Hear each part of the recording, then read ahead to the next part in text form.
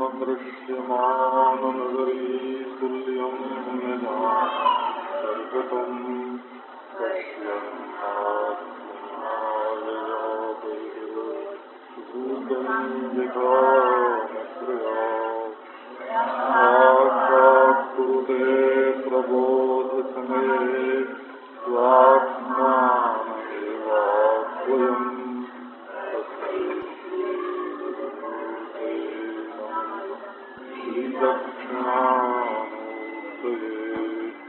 कालिंदी कूलकुंजांतर वल्लवी ब्रजवेष्टितं नमामि नयनानंदं नतंतं नंदनंदनम। ये भक्ति जो है ये कोई बाहर से उधार लेने की चीज नहीं है, ये जीवन की एक कला है और दिव्य कला है। और जिसके जीवन में भक्ति आ जाए उसको सुखी रखने की कला है। एक दिन आपको सुनाया था कि असल में आप चाहते हैं ईश्वर को और उसको ढूंढते हैं छोटी मोटी जगह में। जैसे कोई मिलना तो चाहे सम्राट से और उससे मिलने के लिए चंदू खाने में जाए या उससे मिलने के लिए म्यूनिसिपैलिटी के शौचालय में जाए कि हम सम्राट से मिलना चाहते हैं, तो वो बेवकूफ है। इसी तरह हम चाहते हैं हमेशा रहने वाली चीज, ऐसा सुख चाहते हैं जो हमेशा रहे, और ढूंढने कहाँ जाते हैं कि जो चीज हमेशा नहीं रहती है, मर जाती है। चाहते हैं हर जगह रहने वाला सुख और ढूंढते हैं एक जगह। चाहते हैं सब में रहने वाला कि हमको सबसे सुख मिले और उसको बांध देते हैं। चाहते हैं कि बिना मेहनत के मिले, चाहते हैं अनायास मिले, मालूम पड़ता रहे। तो चाहे आप कभी सोच विचार करो चाहे मत करो, आप ईश्वर के चाहने वाले हो। आपके मन में जो प्यास है वो बिना ईश्वर के बुझने वाली नहीं है। आप गलत समझते हो कि हमको मर्द मिलेगा तो प्यास बुझ जाएगी और औरत मिलेगी तो प्यास बुझ जाएगी और धन मिलेगा तो प्यास बुझ जाएगी और कुर्सी मिलेगी तो प्यास बुझ जाएगी। ऐसा जो समझते हो वो गलत समझते हो। बिनु देखे रघुवीर पद जियति जरन न जाए। बिना आप परमेश्वर की भक्ति आए ये दिल की प्यास बुझ नहीं सकते। ऐसा प्रसंगवश एक और बेवकूफी की बात कह देता हूँ। भला बोले महाराज आपके मुंह से बेवकूफी की बात, बोले भाई हमारे मुंह से अच्छी न लगे तो आप किसी के मुंह की समझ लो। ये जो प्यास होती है जीवन में ये सविषयक होती है। सविषयक माने किसी के लिए होती है, अपने लिए अपने दिल में प्यास नहीं होती है, किसी के लिए अपने दिल में प्यास होती है। बोले हम अपने लिए प्यासे हैं। अरे तो तुम अपने को क्या तिजोरी में रख के आए हो कि आले में रख के आए हो कि मंदिर में बैठा के आए हो? अपने लिए तुम क्यों प्यासे हो? अपना आपा तो नित्य प्राप्त ही है। असल में प्यास जो है वो पूर्णता के लिए है, और पूर्णता जब तक अप्राप्त मालूम पड़ती है तब तक तुम ठीक रास्ते नहीं चलते हो। कहने का भाव ये है कि आप दिल से अपने अनजान में ईश्वर से प्रेम करते हो, परंतु ईश्वर को न पहचानने के कारण इधर उधर भटक जाते हो। तो जीवन की सबसे ऊंची कला ये है अपना दुख मिटाने के लिए कि ईश्वर से प्रेम करो। अच्छा, प्यास भी हो और शांति भी हो, ये दोनों चीज क्या मन में एक साथ रह सकती है? कि कोई प्यासा भी हो और शांत भी हो? नहीं हो सकता ना। एक दिल में ये दोनों भाव एक साथ नहीं रह सकते। प्यास माने किसी को पाने की इच्छा और शांति माने कोई इच्छा न होना। तो सच्ची बात यह है कि दुनिया के सब प्राणी, चींटी भी, जुआ भी, खटमल भी, मच्छर भी, असल में ईश्वर से प्रेम करते हैं। ये जीवन की एक कला है। भूल से वो समझते हैं कि हम दूसरे से प्रेम करते हैं और हमको दूसरे से सुख मिलता है। ये भूल है। जीवन मुक्ति विवेक का ये कहना है कि जब तक वासना शांत नहीं होगी तब तक जीवन मुक्ति का विलक्षण सुख नहीं मिलेगा। और जिस चीज को तुम चाह रहे हो, जिसके लिए प्यासे हो, वो जब तक नहीं मिलेगी तब तक वासना नहीं मिटेगी। और वो तो अपने भीतर है, कहीं बाहर नहीं है। अच्छा, तो लोग भक्ति की कला आपको बताते हैं। इसको आप दुनियादारी प्रेम में भी घटा सकते हैं।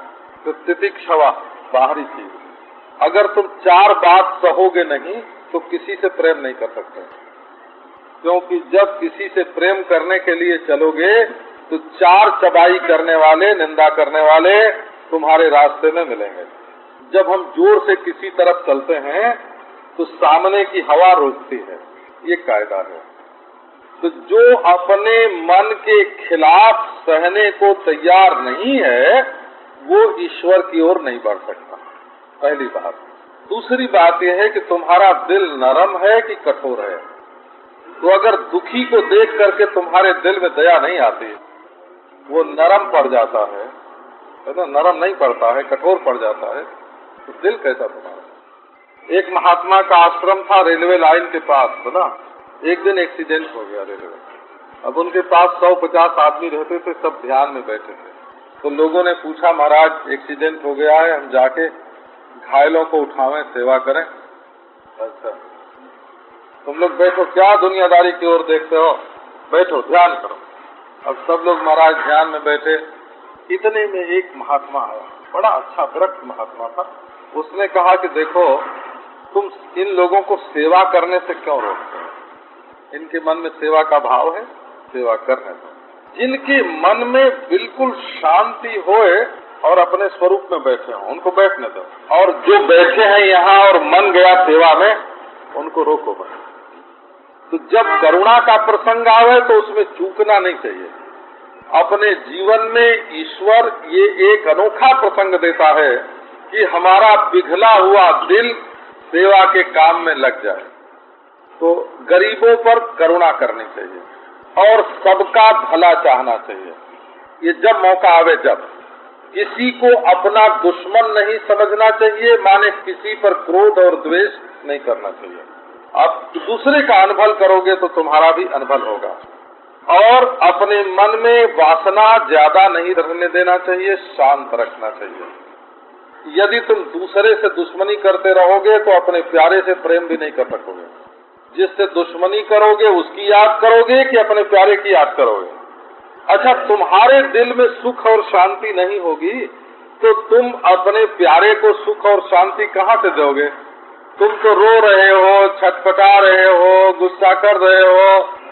अच्छा, प्यारे की सेवा करेंगे, रोते रोते सेवा करो, गाली देते देते सेवा करो, तो दूसरे को गाली दे रहे हैं और सेवा पांव भिदवा रहे हैं। टपाटप आंख से आंसू गिर रहे हैं और एक गिलास पानी भी लेके गए। हाँ, वो तो 4 बूंद पानी गिलास में भी गिरा दे तो क्या पता। रोने वाले के हाथ का पानी नहीं पीना चाहिए। जब गुस्से में हो, आंख लाल लाल हो, तो आंख की जो लाली है ना वो पानी में चली जाती है। उसको जो पिएगा उसको दुख होगा। ये मन में कामना जिसके ज्यादा होती है, जैसे जिसको बच्चे की वासना होती है कि हमारे बेटा हो, और वो जब किसी साधु को ले जाकर रोटी खिलाता है ना तो साधुओं का मन बिगड़ जाता है। हो, ये बात देखने में आई है। साधु को स्वप्न दोष हो जाता है, साधु के मन में काम वृत्ति आ जाती है। जो लोग मन में कामना रख करके रोटी खिलाते हैं और रोटी बेल रहे हैं और एक बूंद आंसू रोटी पर गिर गया तो जो रोटी खाएगा तो सुखी थोड़ी होगा। तो मतलब यह है कि यदि दूसरे की सेवा करना है, दूसरे को सुखी करना है, तो अपने को भी सुखी और शांत रखना पड़ेगा। और ईमानदारी का, निर्लोभता का, संतोष का आभूषण धारण करो। ये 6 बात हुई। मयि अनन्येन भावेन भक्तिम कुर्वन्ति ये दृढ़ाम। प्रेम में दृढ़ता चाहिए। ये नहीं कि आज किया और कल छोड़ दिया। ये रोज रोज बदलने की चीज नहीं है। ये तो कहते हैं आसृष्टे रक्षयिष्णु। कठिन से कठिन परिस्थिति आने पर भी टूटना नहीं चाहिए। जहाँ तक प्रेम टूटने की स्थिति में रहता है वहाँ तक उसका नाम प्रेम ही नहीं है। तो भाव अनन्य होना चाहिए। भाव अनन्य का क्या अर्थ है ये हमारे वैष्णव संप्रदाय में कहते हैं भाव से भक्ति का जन्म होता है। अब आपको सावधान कर देते हैं, बोला साधु सावधान, जो तुम्हारे दिल के भाव को तोड़े वो तुम्हारा दुश्मन है, पहचान लेना। ये नहीं समझना कि तुम भाव टूट जाने से सुखी हो जाओगे, शांत हो जाओगे। हम उच्च कोटि के जिज्ञासु की बात नहीं करते हैं, ज्ञानी की बात नहीं करते हैं, लेकिन जो तुम्हारे जप को छुड़ाता है वो तुम्हारा हित चाहने वाला नहीं है। वो थोड़ी देर के लिए तुमको स्वतंत्रता का सुख मिलेगा, लेकिन बाद में फिर तुम उसी गड्ढे में गिरोगे जिसमें पहले थे। तुम्हारा जप छुड़ा दे, तुम्हारा भगवान छुड़ा दे, तुम्हारा मार्ग छुड़ा दे, वो तुम्हारा भला चाहने वाला नहीं है। वो 2 मिनट के लिए तुमको स्वतंत्र कर देता है कि तुम स्वतंत्र हो, बाद में तो तुम कहीं न कहीं गिरोगे, कहीं न कहीं परतंत्र बनोगे। तो एक साधु एक सज्जन के घर में गए तो देखा वहाँ मूर्ति रखी हुई। बोले क्या तुम अभी पत्थर पूजते हो? पत्थर पूजा करते करते तुम खुद पत्थर हो जाओगे, हटाओ पत्थर यहाँ से। तो करे क्या महाराज? तो बोले बस चुपचाप बैठ के शांत हो जाओ, मौन मन का। उसने कहा कि कृपालु एक बात हमको बताओ, ये बोतल में क्या रखा है आपको मालूम है? आपने कहा हम समझते हैं बोतल में क्या रखा है, शराब रखी है बोतल में। आपने इसको तो घर में से हटाने को कहा नहीं, और जिसको देख करके हमको भगवान की याद आती है वो हटाने को तुमने कहा। हम मांस खाते हैं सो तुमने छोड़ने को नहीं कहा, भगवान को हटाने को कहा। हम झूठ बोलते हैं सो छोड़ने को नहीं कहा, मंत्र छोड़ने को कहा। हम बेईमानी की कमाई अपने घर में लाते हैं वो छोड़ने को नहीं कहा, और भगवान को हटाने को कहा। आप महाराज हमारा भला चाहते हो कि हमारा सत्यानाश करना चाहते हो? आई बात ध्यान में आती है बात? झूठ न छोड़ा, कपट न छोड़ा, नाम जपन क्यों छोड़ दिया, नाम रटन क्यों छोड़ दिया? झूठ न छोड़ा, कपट न छोड़ा, सत्य वचन क्यों छोड़ दिया है? एक अच्छा साधन जो तुम्हारे जीवन में था उसको तुमने छोड़ दिया। तो अनन्य भाव का अर्थ ये है कि एक तो दूसरे का आश्रय नहीं लेना चाहिए, भगवान का ही आश्रय हो बोला। और एक दूसरा पदार्थ चाहना नहीं चाहिए, भगवान को ही चाहना चाहिए।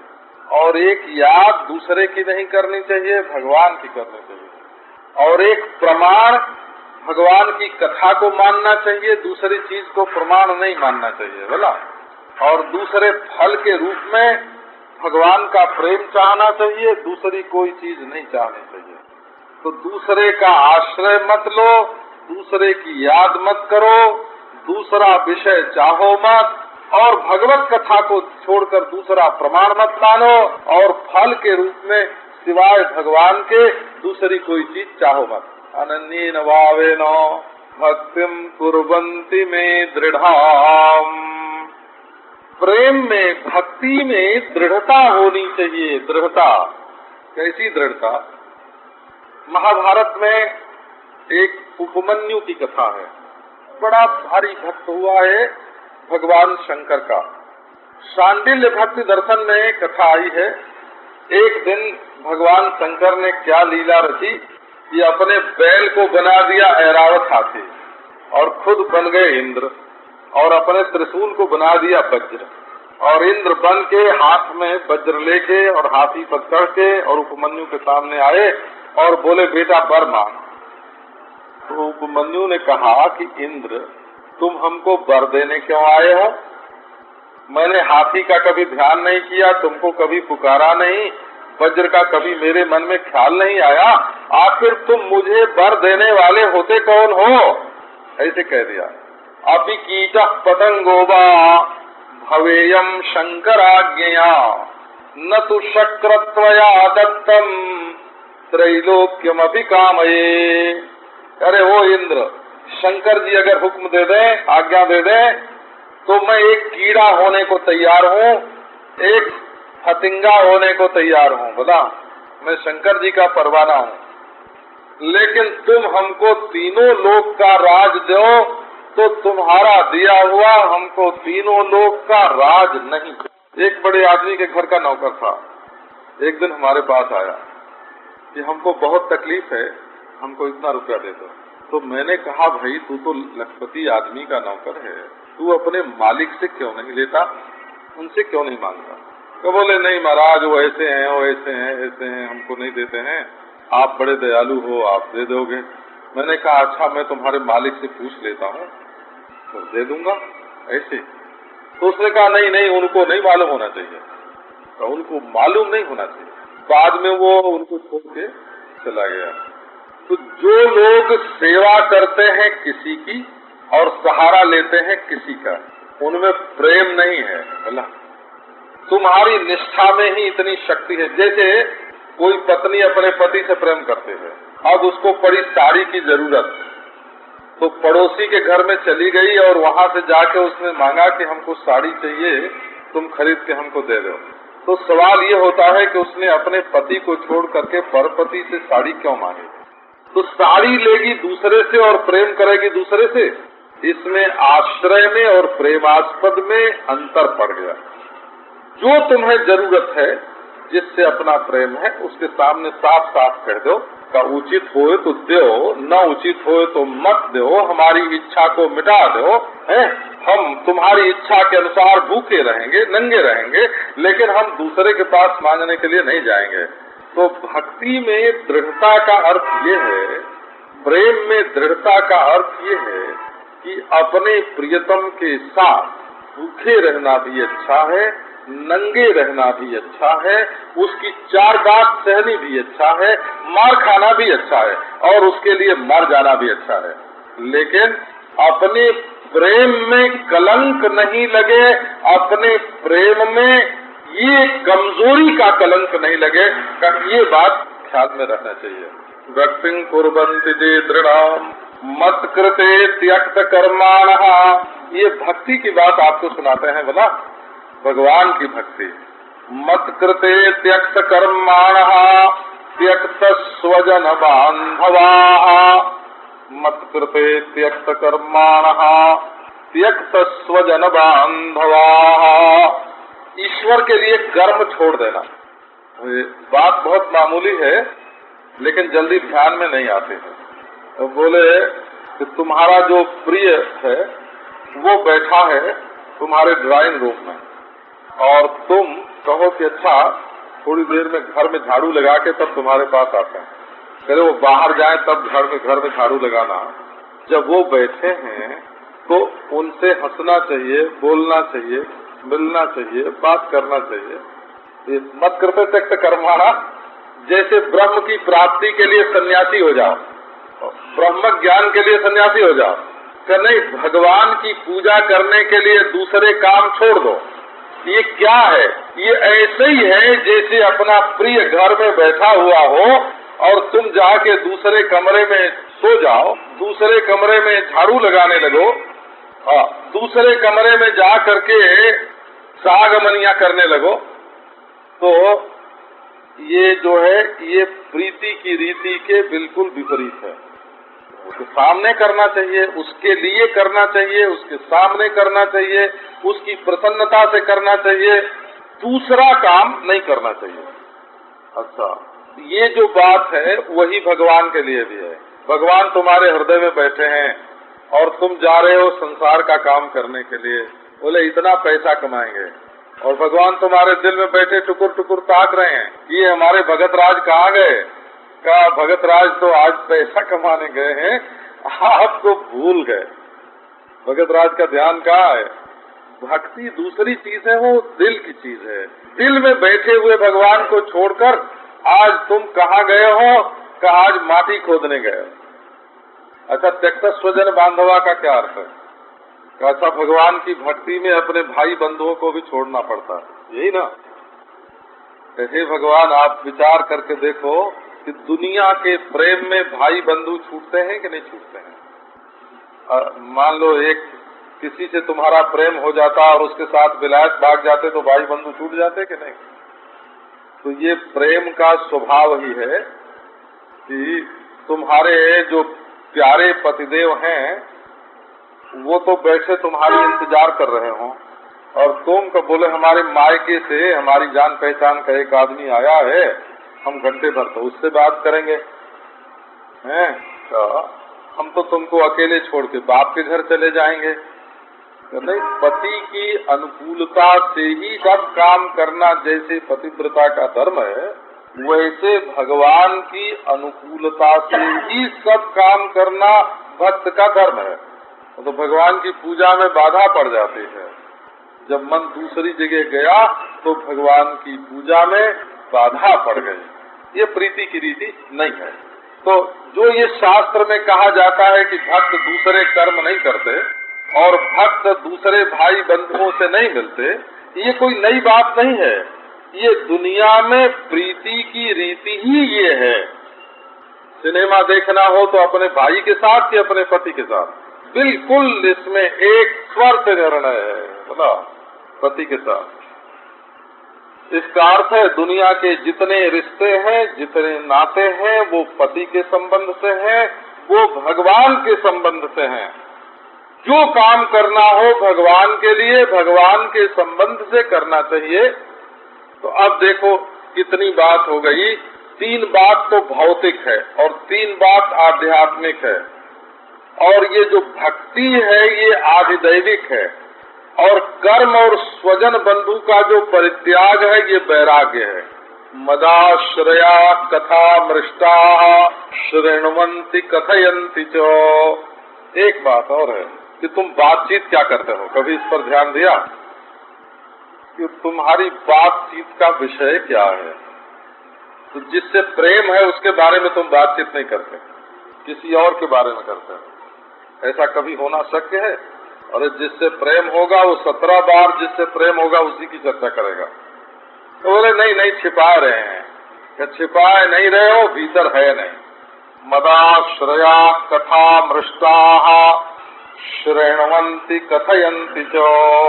बोले भाई उन्हीं की सुनेंगे और उन्हीं की बात करेंगे तो संसार का व्यवहार कैसे चलेगा? बोले भगवान पर भरोसा रखो, सब व्यवहार वो चला देंगे। अच्छा, भगवान की कथा में भी एक बात ध्यान रखने की है, वो यह है कि मृष्टा उज्जवल कथा होनी चाहिए। आपको जरा हम साफ करके सुनाते हैं। आप लोगों में से कई लोग सिनेमा देखते होंगे। अच्छा, तो जाके जब सिनेमा में बैठते हैं तो आपका 2 घंटा समय लगता है कि नहीं? 2 घंटा समय गया। समय की भी कीमत होती है वो। अच्छा, आपका पैसा भी खर्च होता है। अच्छा, टिकट मंगाने में भी आपको परिश्रम करना पड़ा है, और आपकी आंख भी लगती है देखने में। अच्छा, देख के आप क्या लेते हैं कि हमारा घर भी ऐसा होना चाहिए जैसा सिनेमा में है, ऐसा मकान, ऐसा फर्नीचर, ऐसी सजावट। और ये अभिनेत्री का जो श्रृंगार है ना, हम जानते हैं कि कौन किस अभिनेत्री का नकल करके श्रृंगार करता है। बोला ये आजकल अमुक अभिनेत्री बन रही है, ये अमुक अभिनेत्री बन रही है, अमुक, हाँ, उसके जैसी साड़ी, उसके जैसा बाल, उसके जैसा मेकअप। सिनेमा में से यही तो लेके आए ना। आज हमको एक ने एक अखबार दिखाया हो तो उसमें एक आंख का तो ऐसा श्रृंगार किया हुआ था जैसे वो कमल हो। वो 4 पंखड़ी निकाल दी थी चारों ओर, वो बिल्कुल कमल बन गई थी। एक आंख ऐसी बनाई गई थी जैसे देखने में मछली लगती हो। अलग अलग माने आंखों का श्रृंगार था। एक आंख ऐसी बनाई गई थी जैसे देखने में चिड़िया लगती हो, खंजन हो। माने अब श्रृंगार का ये ढंग आ रहा है, श्रृंगार का ये ढंग आ रहा है। आप सिनेमा में से यही सीख के आते हो ना।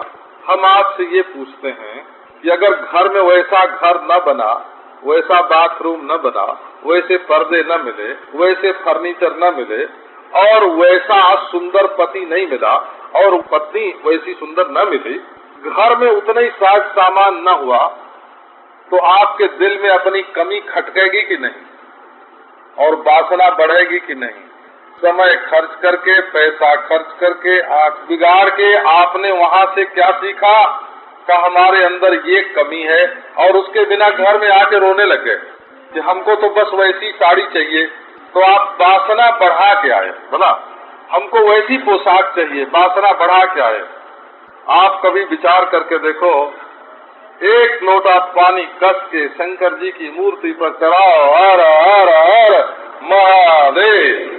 हर लगे न फिटकरी, न समय लगे, न पैसा लगे, न आँख खराब हो, न वासना बढ़े, और मन में प्रसन्नता आवे कि आज तो हमने शंकर जी की पूजा कर, आज हमने भगवान का इतना माला, इतना नाम लिया है आज भगवान का, आपके मन में प्रसन्नता आवे। तो मृष्टा का अर्थ क्या है? मृष्टा माने निर्मला, उज्ज्वलीकृता। निर्मला उज्ज्वलीकृता का अभिप्राय यह है कि कथा भगवान की तुम्हारे हृदय की वासना को मिटाने वाली होनी चाहिए। और संसारी लोग जब कथा कहेंगे तो कभी ये होगा कि हाय हाय हमको ऐसा गला नहीं हुआ, नहीं तो हम भी गा के बोलते। कभी ऐसा होगा ऐसी कहानी चुटकुला हमको नहीं आता है। कभी ऐसा होगा कि हमको हाव भाव ऐसा बनाना नहीं आता। कथा माने नाटक नहीं हो, हाव भाव बनाने का नाम भगवत कथा नहीं है, गाने का नाम भगवत कथा नहीं है, नाचने का नाम भगवत कथा नहीं है, सुरीली आवाज का नाम भगवत कथा नहीं है। भगवान की कथा वो है जो तुम्हारे मन को गंदगी में से निकालकर पवित्रता के सिंहासन पर बैठा दे, उसका नाम भगवान की कथा है। चाहे उसके लिए कुछ उपाय करना पड़े, कुछ जुक्ति करनी पड़े, लेकिन मन को गंदगी में से निकलना ही चाहिए। तो शृण्वन्ति कथयन्ति च, सुनो किससे? तो भगवान के भक्त से, जो तुम्हारे मन की वासना न बढ़ावे, मन की वासना मिटा दे। आप देखो आपकी वासना कथा सुन के मिटती है कि बढ़ती है, यही उसकी निर्मलता है। शृण्वन्ति, और कोई सुनाने वाला न मिले तो वैसी कथा कहना चाहिए। अब देखो एक और पहचान बताते हैं भक्त की। तपन्ति विविधास्तापा नैतान मदगत चेतसः। जैसे देखो जिसको बाजार करने की बहुत इच्छा हो, वो बाजार खुलते ही परस हाथ में लेगा और दुकान में पहुंच जाएगा, वहीं कुछ खा लेगा, वहीं कुछ पी लेगा, वहीं तरह तरह की चीज देखेगा, अपना परस खाली करेगा और आ जाएगा। तो मदगत चेतसा का अर्थ ये है कि जैसे बाजार करने वाला आदमी घर में नहीं बैठ सकता, उसको तो रोज बाजार में जाना चाहिए। समय हुआ और दुकान में पहुंचा, बाजार पर पहुंचा। ऐसे ही हमारा मन कैसा होना चाहिए कि जब देखो जब हमारा मन भगवान के पास पहुंच गया। आपका मन छोड़ देने पर कहाँ जाता है? आप एक बार अपने मन से कह दो कि हे मन, हम तुमको छोड़ देते हैं, जहाँ मन हो वहाँ जा, तो देखो वो कहाँ जाना पसंद करता है। अपने मन को पकड़ो ना, पहचानो। अच्छा, जब तुम सब काम धंधा पूरा करके खा पी के रात को अकेले पलंग पर सोते हो, तब तुम्हारा मन कहाँ जाता है? अच्छा, जब नींद टूटती है, सो के उठते हो, तो सबसे पहले मन तुम्हारा कहाँ जाता है? हम तुम्हारी नस पहचानते हैं भला। आप देख लो इस बात को कि सो के उठते ही जब तुम 5 मिनट खाली पड़े रहते हो पलंग पर, तो उसमें तुम्हें किसकी याद आती है? जिसकी याद आती है वहाँ तुम्हारा मन है। अच्छा, जब सोते हो तो किसकी याद करते करते सोते हो? अच्छा, जब खाली बैठते हो तो तुम्हारा मन कहाँ जाता है? अच्छा, जब अपने घर से निकल के कहीं जाना होता है और मोटर पर बैठ जाते हो, तो बीच रास्ते में तुम्हारा मन कहाँ रहता है? तुम अपने मन की किस्म पहचानो, अपने मन की जात पहचानो। तुम्हारे मन की क्या जाति है और तुम्हारे मन की क्या जात है भला, उसका व्यक्तित्व क्या है? तो जब तुम निकम्मे होते हो उस समय मन अपने को नंगा करके तुम्हारे सामने कर देता है। देखो किसकी याद करता है? तो भक्त की पहचान क्या है? मदगत चेतसः, सोता है भगवान की याद करते हुए, जागता है भगवान की याद करते हुए। आपको दुख नहीं होगा हो? आओ एक बार आपको ले चलें वृंदावन। जमुना जी का तट है, बंसी वट है, बड़ा सुंदर चबूतरा है, और पांव पर पांव रख के, कमर टेढ़ी करके और बांसुरी अधरों पर धारण करके, प्रेम भरी चितवन से देखते हुए, मोर मुकुट वाला वो प्राण प्यारा, वो नंद दुलारा, वो जसोदा जी की आंखों का तारा, वो राधा जी का प्यारा, और वो प्रेम की नजर से देखता हुआ बांसुरी बजा रहा है। उसकी टुड्डी हिल रही है, उसकी कमर हिल रही है, वो बांसुरी बजा रहा है, वो प्रेम भरा मुस्कुरा रहा है। मैं आपको चुनौती दे के ये बात कहता हूँ, बोला जितनी देर तक आप इस मनमोहन, इस बांसुरी वाले, इस मोर मुकुट वाले, इस पीतांबरधारी, इस सुंदर श्याम की जब तक आप याद करेंगे तब तक आपके जीवन में दुख नहीं रहेगा। आप 1 मिनट अभी करके देख लो, 2 मिनट कर लो, 5 मिनट कर लो, जितनी देर आपका भगवान की याद करेंगे आपके दिल में न दुख रहेगा और न दोष रहेगा। तो जब आप 1 मिनट, 2 मिनट, 5 मिनट अपने जीवन से सारे दोष और दुख मिटाने का उपाय जानते हैं तो सारी जिंदगी के लिए आप अपने दोष और दुर्गुणों को और दुखों को धो के क्यों नहीं मिटा देते। ये तो बड़ी सुगम बात हुई, आपकी मुट्ठी में बात हुई। दिल के आईने में है तस्वीरें यार, जब जरा गर्दन झुकाई देख ली। इसमें कहाँ पैसा लगता है, कहाँ कपड़ा लगता है, कहाँ जाना पड़ता है। एक बार अपने मन को भगवान में ले चलो। तो यही है शृण्वन्ति कथयन्ति च। भक्त की पहचान क्या? तपन्ति विविधास्तापा नयितान मदगत चेतसः। जब ज्ञानी काम से व्याकुल होता है, जब ज्ञानी क्रोध से आग बबूला हो जाता है, जब ज्ञानी लोभ से ग्रस्त हो जाता है, जब ज्ञानी परिवार के मोह से ग्रस्त हो जाता है और ज्ञान पंगु होकर के बैठा रहता है, बोलता है करे होता है सो होने दो, सब मिथ्या है, सब प्रतीति है। गुस्सा आ गया बहुत बढ़िया, ये तो मिथ्या है। काम आ गया बहुत मिथ्या का, बहुत बढ़िया कहे तो मिथ्या है। कभी बेईमानी हो गई, चोरी हो गई, कहिए तो बहुत बढ़िया मिथ्या है। हो गया तो क्या हुआ, ठीक है हो गया, पर तुम्हारी जिंदगी में सुख नहीं है, तुम्हारी जिंदगी में शांति नहीं है। ये तुम्हारा मिथ्या जीवन बड़ी भारी व्याकुलता में बीत रहा है। आप शर्तिया ये बात मान लो कि अगर आपके जीवन में भक्ति हो, प्यार हो, अरे आदमी से आपके मन में प्यार हो, ईश्वर की बात छोड़ो, यदि मनुष्य से आपके मन में प्यार हो और वो मनुष्य आपको चोरी बेईमानी करने से दुखी होता है तो आप चोरी बेईमानी करेंगे? नहीं करेंगे। कैसा? जिस मनुष्य से आपको प्रेम है, कब वो मनुष्य क्रोध करने से दुखी होता है तो क्या आप क्रोध करेंगे? जिससे आपका प्रेम है वो मनुष्य अगर काम वासना से युक्त होने पर दुखी होता है तो क्या आप काम वासना करेंगे? यदि एक मनुष्य से भी आपका प्रेम हो जाए तो उसकी प्रसन्नता के लिए आप क्रोध छोड़ेंगे, काम छोड़ेंगे, लोभ छोड़ेंगे और भगवान के प्रति आपके हृदय में भक्ति हो जाए, प्रेम हो जाए और आप भगवान को खुश करना चाहें तो क्या आप काम, क्रोध, लोभ नहीं छोड़ सकते? जीवन के सारे ताप, आध्यात्मिक, आदिदैविक, आदि भौतिक, जिनसे हम जलते हैं, ये जो दिल की जलन है वो भगवान की भक्ति करने से जलन मिट जाती है। हृदय में अमृत प्रकट हो जाता है, अमृत प्रकट हो जाता है। फिर जिसको तुम देखोगे वो तर हो जाएगा, जिसको तुम छुओगे वो तर हो जाएगा, जिसकी ओर देखकर तुम मुस्कुरा दोगे वो आनंद से भर जाएगा। क्योंकि जब तुम्हारा दिल जब प्रेमामृत से लबालब छक जाएगा तब तुम अपने हृदय से विष, अपनी वाणी से विष, अपनी आंख से विष, अपने हाथ से विष नहीं उड़ेल सकते, नहीं बगेर सकते। आप केवल अमृत बगेर सकते हो, बिखेर सकते हो अमृत, यदि आपके हृदय में अमृत है।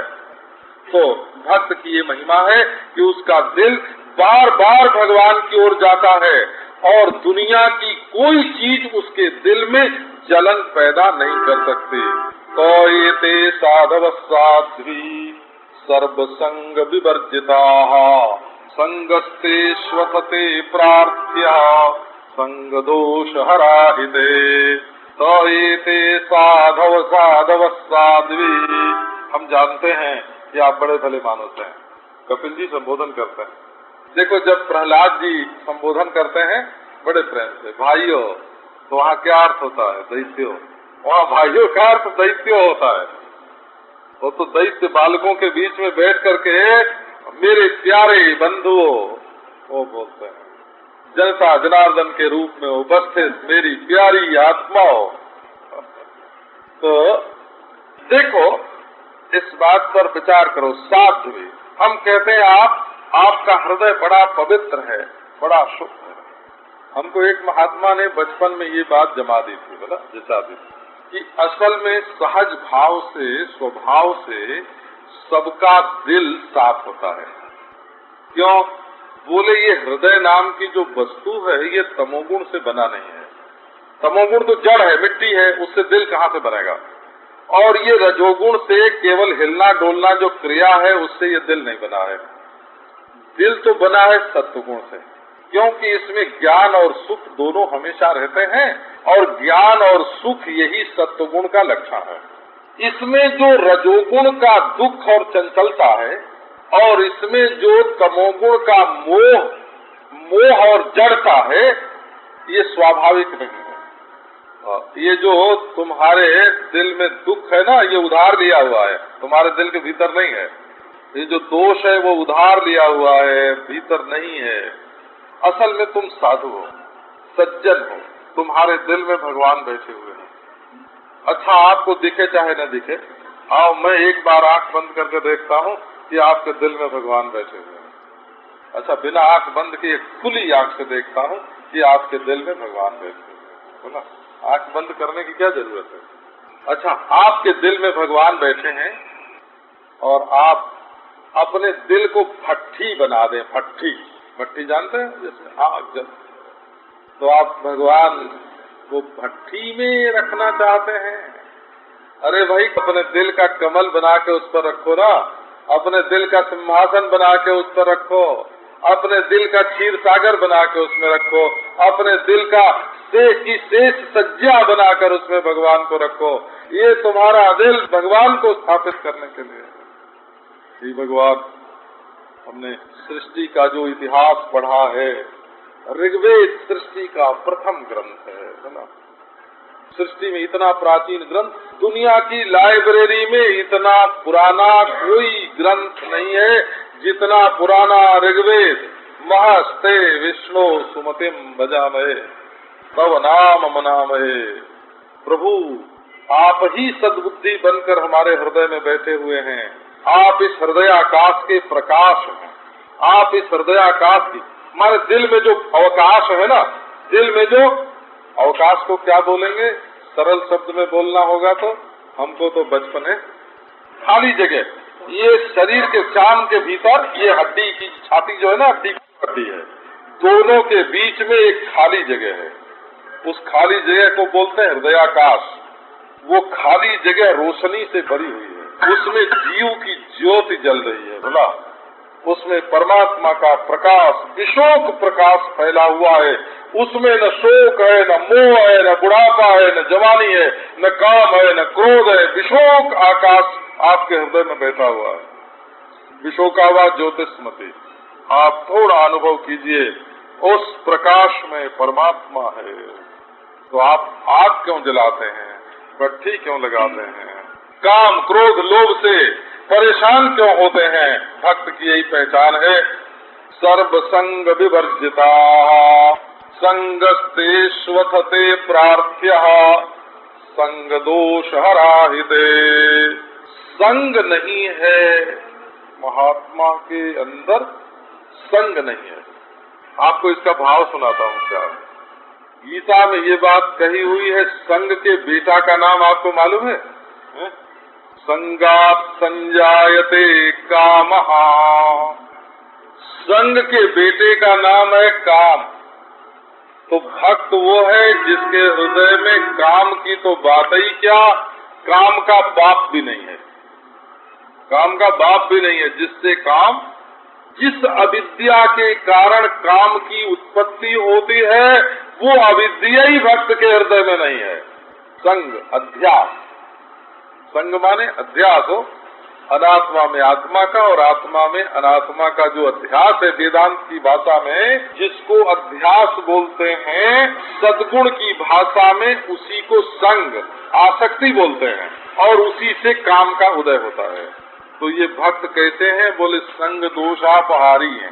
संग दोषापहारी है माने जैसे शंकर जी काम को भस्म कर देते हैं, वैसे ये सत्संग मनुष्य के मन को निर्मल बना देता है, निर्दोष बना देता है, सुखी बना देता है। उसमें आजकल जो विद्यालय, स्कूल, कॉलेज में जो चीज पढ़ाई जाती है ना, उसमें किताब पढ़ाई जाती है, जिससे जीवन में दुख न हो वो विद्या नहीं पढ़ाई जाती। दुख से बचने की विद्या नहीं पढ़ाई जाती। जीवन जिससे सुखी हो वो विद्या नहीं पढ़ाई जाती। हम समाज के लिए उपयोगी हो वो विद्या, सेवा करें तो वो विद्या नहीं पढ़ाई जाती। उसी विद्या का नाम, उसी कला का नाम भक्ति है, जिससे तुम सबको सुख पहुंचा सको, सबकी सेवा कर सको, स्वयं सुखी रह सको, तुम्हारे जीवन में दुख ना आवे, दोष ना आवे, दुर्गुण ना आवे, तुम एक उज्जवल चमकते हुए हीरे बन जाओ।